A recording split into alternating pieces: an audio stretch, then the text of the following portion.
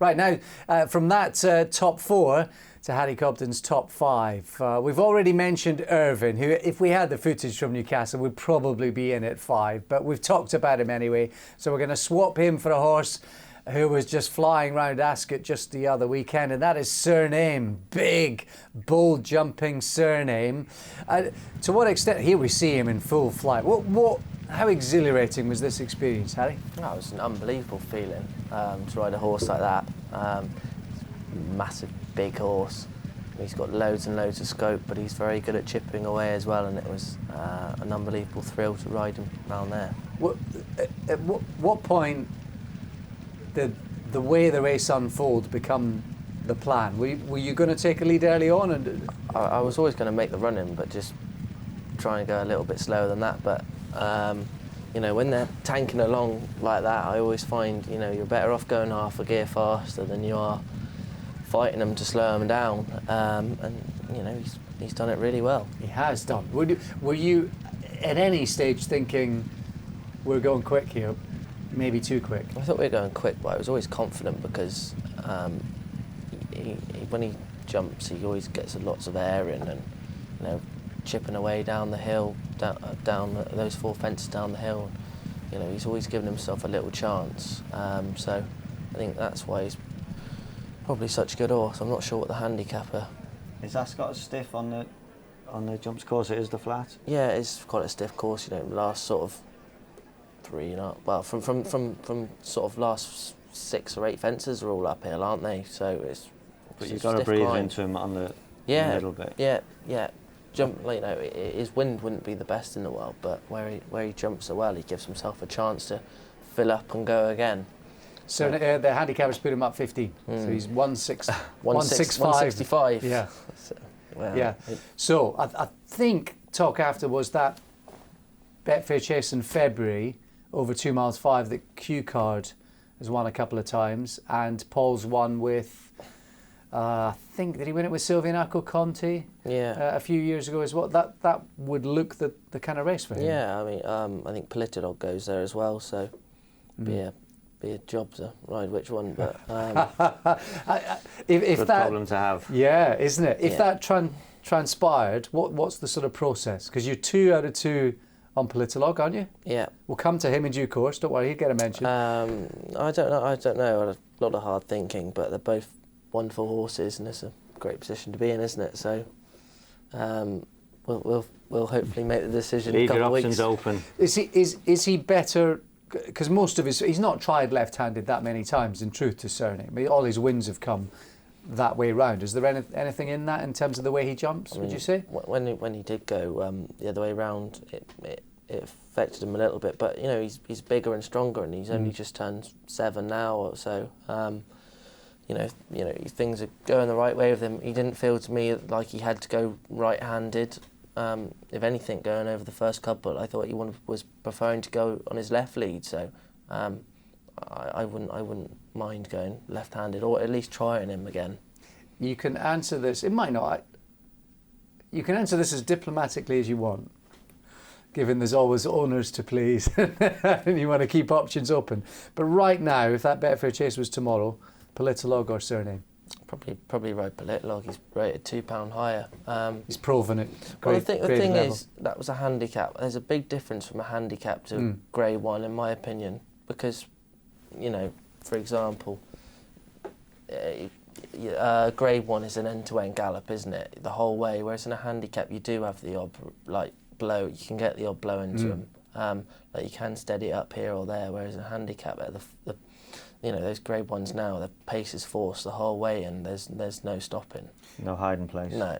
Interestingly, Happy Diva, who you'd probably needed binoculars and a telephone to find out where she was. She came out and beat the Jessie Harrington horse. Yeah, I saw that today. She was 3rd behind Surname, wasn't she? So you know, he's improving all the time, and I might change my mind, but I definitely haven't made a decision yet. Okay, that's fairly answered. Should we move on to number 4 in the list, and that is Diego de Charney, who of course you won a Grade 1 novice contest at Aintree on as well. I mean, it looks like here you're tracking Petit Mouchoir, quite helpful having that horse and Shantou Rock in the race. Yeah, I think Petit Mouchoir was the market leader that day, so the plan was always to follow him. Mind you, Martin's ridden round Aintree. Maybe we should bring you in on this On his conversation. bumper. Well, Or rode in his bumper. I was involved. I'm not sure I actually rode. The only thing I can say is Aintree, what a wonderful race course. Yeah. I mean, they should have more racing there. I mean, you've won a couple of Tophams. What does it feel to ride around those fences? Aintree? Unbelievable. On a horse that can jump really well, a specialist like Ultra Gold Brown there, there's nothing else We'll come to him in due course. What's that Mildmay track? How tight and fast is that? How pacey at that time of year? You need a horse with plenty of gears around there, I think.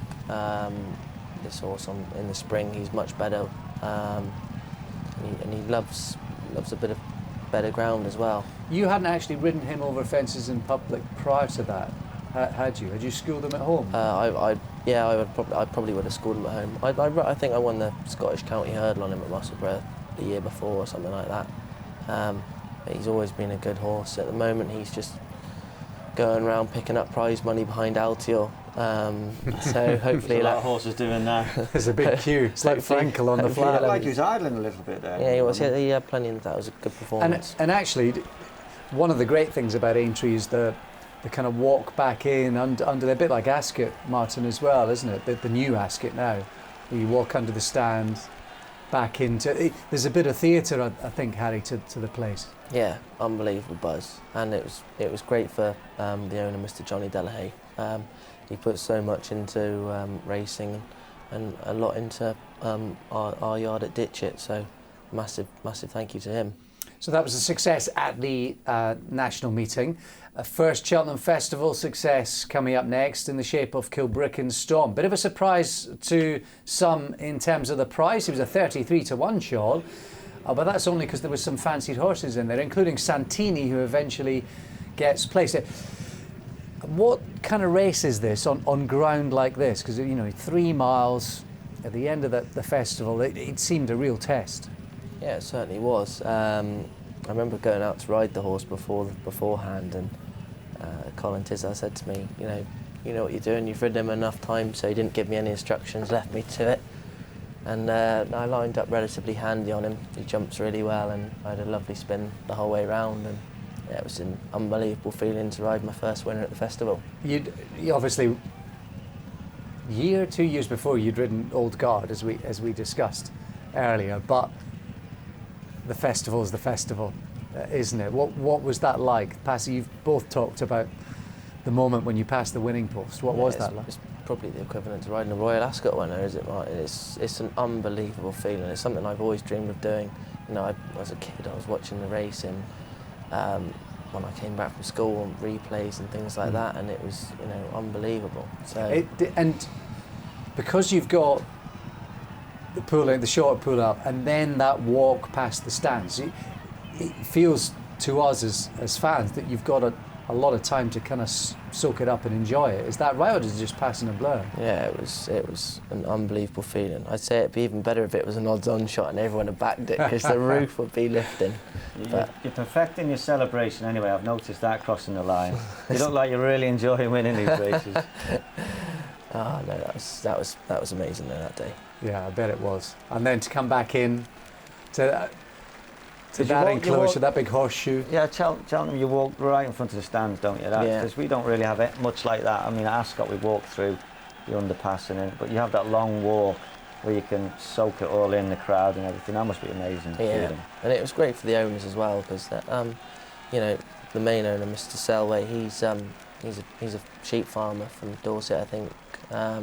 It was great for him. He picked the horse up 20-something thousand, and 12 months later he's winning at the festival, so it's unbelievable. And that guy there, Colin Tizard, he gives some of the best interviews anywhere in racing these days as well. What sort of character is he to be involved in? He's a great man to work for, and riding all his horses. I don't ride them all, but riding the majority of them on the weekdays when Robbie Power's not about is absolutely brilliant. So can't thank him enough. He comes across, he looks like one of those trainers that he just looks like he's easy to ride for. Would that be the case? Yeah, definitely. He'd never sort of tie me down to instructions. I always try and ride to how he wants the horses ridden, and we get on very well. So it's leaves you to it. Yeah. Would you say now that, you know, as you're collecting the Grade 1s, you're collecting the experience, you're winning bigger races, do you find more trainers are now, or owners or whatever, are kind of leaving it up to you in terms of instructions? Yeah, well, I only really ride for sort of 2 trainers, Mr. Nichols and Mr. Tizard, but you know, I think they both believe in me and they know that I'm going to go out and give every horse a ride. So I think they trust the fact that I'm going to do my best. And what was it like? Because things for us looking from the outset, sort of last season, Sam got injured. You stepped up to the plate. Bryony was a kind of tour de force as well. What was it like being right in the centre of all of that? Because for us, it was just a joy to watch unfold. But it was absolutely brilliant. But you know, I was very fortunate to be in the position to step up. You know, it's very unfortunate for Sam that he got injured. But it's just one of those things, isn't it? So, you know, I might get injured sometime in the future, and someone else will have a go. But hopefully, I've got to come back strong and try and keep my job. And how's your relationship with Sam now? Oh, we get on very well. You know, we have days out, chatting all the time in the weighing room, and you know, he's very, very sound to me, and I'm sound to him, and we get on really well. Yeah, he's a good lad, Sammy. Yeah, nice fella. He is a nice lad. How do you, as sportsmen, the pair of you, how do you kind of detach yourself from the moment to be as relaxed and cool as you possibly can when, you know, on the big days the nerves might be jangling and you've thought about the competition and who's doing what, etc., etc. How do you I think everyone's different. Everyone has their own little way. I've always been lucky. I don't really suffer with nerves. You'd be surprised. People like Richard Hughes was the worst. He was terrible. He was a bag of nerves before he went out and rode in a big race. As soon as he got on the horse, he was ice cool again. But everyone's different, aren't they? I've never really found it a problem. And as we said earlier, I think it shows in Harry's ride, and he goes out there with no fear. And yeah, it's just everyone's different, completely different, aren't they? Yeah, no, I wouldn't ever have nerves before I go out to ride in a big race, whatever happens. And have you had a proper telling off from Mr. Nichols yet? Yeah, but every week. I've had my fair share, but I always try and learn from it, and you know, I take it on board, and then it's forgotten about very quickly, and try and get it right on the next one. That's the thing, isn't it? You've got to expect that. It's how you deal with it, isn't it? If you don't let it knock you back, you just learn from it and move on. Yeah, obviously some people sort of, it might knock their confidence a little bit like that, but. And what about where there's a case where you thought you were right and he was wrong? How have you dealt with that? Well, just tell him he's right. Good answer. Yeah, it is a good answer. And where does sort of competitiveness and ambition sort of work in terms of you as a person, as a career? Because you just seem so relaxed and you take everything in your stride, but clearly you must be a tough competitor and ambitious as well. Yeah, I'm very competitive, and you know, ambition. I wouldn't mind riding 100 winners one day, whether it's this season, next season, it might be 10 years' time. Champion jockey's obviously something that every jockey wants to do, but as long as I can keep riding the good winners, then I'll be very happy. And in second, it is a Grade 1 winner in the shape of Politolog. Yes, it's a Tingle Creek win, and one of the historic races on the calendar. What was the feeling and the plan going into this, Harry? I was very fortunate to get the ride. Unfortunately, Sam got injured a few weeks before, I think, so I stepped in to ride him. I think Fox Norton was the favourite for the day, and we were sort of second favourite. So yeah, and he came into that, of course, having won a nice race previously. Yeah, did he win the Slur or something? Yeah, like he did. Before? In the last season at the festival, he'd only just been touched off by Special Tiara and the Queen Mum as well. Yeah, he was a good horse and a worthy favourite coming into it. How much does it help you? And I'll ask Martin this as well. How much does it help you when you have ridden a horse, say once, for example, you'd ridden him the season before, I think, at Haydock, hadn't you, as a novice? Yeah, and I did. And albeit over a different trip. Thankfully, he's a very straightforward horse to ride. He jumps very well. I've done a lot of schooling on him at home before that day as well. So I knew him quite well, and I just wanted to be fairly handy in the race, and he jumped so well. Winged the second last, landed running, probably jumped it a little bit slicker than Fox Norton, pinged the last and clung on well to win. So it was a brilliant performance. And they're sort of committing in between the last twos, that sort of asking a few questions of Fox Norton. I just thought I'd just try and keep the momentum up as I was in front, so I thought they'd just as well let him try and catch us rather than give him half a chance to out jump me at the last or something, and he might nick the race. Was he much more relaxed there compared to how he'd been sort of quite free in his novice chase days? The first, or is it just the drop and trip helped him? To be honest, the first day I rode him, he wasn't keen at all. He just travelled nicely. See, now they run him in a hood. I haven't ridden him since I won the Tingle Creek on him. They run him in a hood because he gets a little bit uptight at the start, but I quite like to see the hood taken off him because I don't think he needs it. Looks so young, that lad on top, doesn't he? It's only a year ago, wasn't it? only last year. He's a lovely horse and a pleasure to have in the yard, and grateful to have the opportunity to ride him.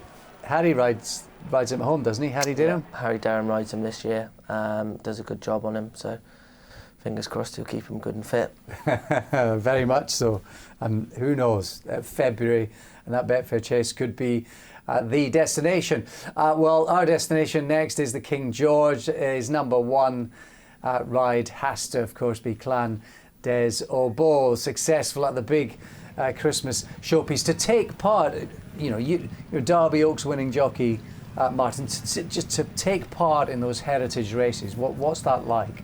Well, it's what you work hard for. It's what you get out of bed for every morning, and as Harry said, it's a dream come true when you get the call up. Harry keeps saying he's fortunate to get the ride on these horses, but obviously the trainers and owners have seen something in Harry that they like, and they're giving him the opportunities, and you keep delivering at the minute, don't you, Harry?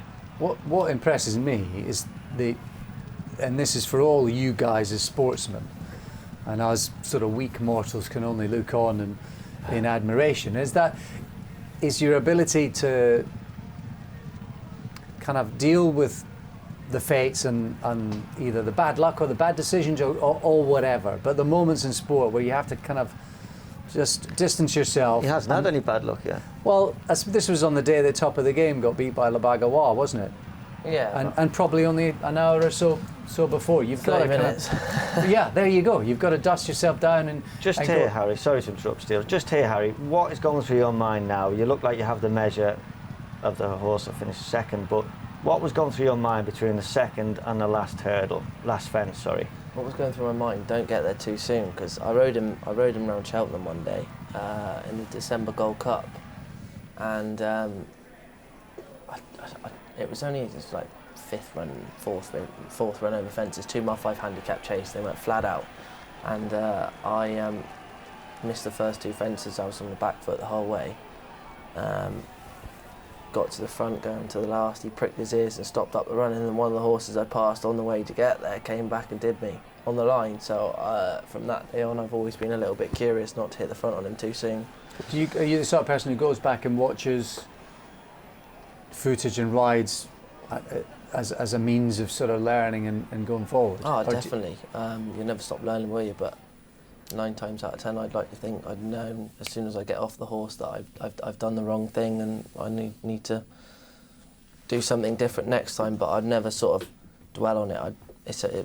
That race is gone. I can't do anything about it. I'll be thinking about the next one. And I think you could actually see in between those 2 fences. You could see you were thinking of what you were going to. Because we all know in racing, you look like you were going to win. You had the measure of the runner-up, but we know you can snatch defeat out of the jaws of victory very easily, can't you? So you were aware you didn't want to hit the front, and I bet you were delighted when you got that final leap at the last. Yeah, exactly. And in the back of my mind, I always had as well that, if I go down to the last and I gallop through it, I ask him up and he puts down on me and I gallop through it, I wouldn't look very clever, would I? And I think a few people would have a couple of things to say about it. And here we are, last three fences.